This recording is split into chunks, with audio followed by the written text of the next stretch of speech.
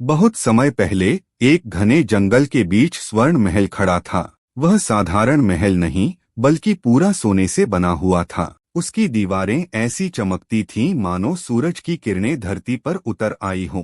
उस महल में कोई इंसान नहीं रहता था। लोग कहते थे कि वहाँ एक स्वर्ण हरिण रहता है, जिसका शरीर सोने जैसा दमकता, सींग हीरे जैसे चमकते और आंखों में पूरा आकाश समाया लगता। दूर एक राज्य में राजकुमार आर्यमान रहता था। वह बहादुर था, लेकिन उसके मन में एक सवाल हमेशा घूमता, क्या सचमुच कोई चमत्कार इस दुनिया में है? एक साधु ने उसे बताया, ओ राजकुमार, अगर तुम्हारा दिल सच्चा है और लालच से मुक्त है, तो तुम्हें स्वर्ण हरिण और उसका महल मिल सकता है। यह सुनकर राजकुमार ने प्रण लिया, मैं उस स्वर्ण हरिण को ढूंढ कर रहूंगा। वह घोड़े पर सवार होकर जंगलों से गुजरा।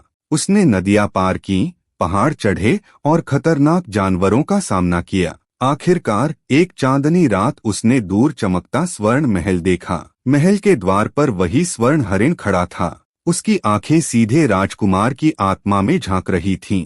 हरिण बोला, क्या तुम इस महल के सोने के लिए आए हो? राजकुमार ने शांत स्वर में कहा, नहीं, मैं तो यह जानने आया हूँ कि सच्चाई और चमत्कार का अस्तित्व है या नहीं।